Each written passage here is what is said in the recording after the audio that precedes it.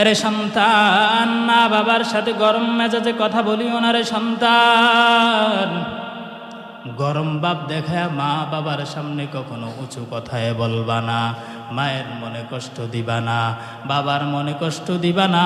আল্লাহ বলেন বান্দা কওলান কারিমা, কওলান কারিমা, আয় কওলান জামিলা, আয় কওলান লাইয়িনান লাতিফা, আয় লাইয়িনান সাহলা।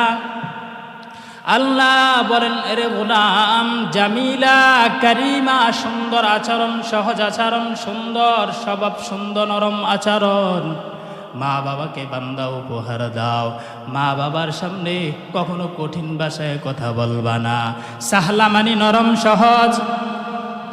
গ্রামে অঞ্চলে তোমার মা তোমার বাবা থাকে, তুমি শহরে থাকো, পড়ালেখা করে ভালো ডিগ্রি অর্জন করেছ রে সন্তান।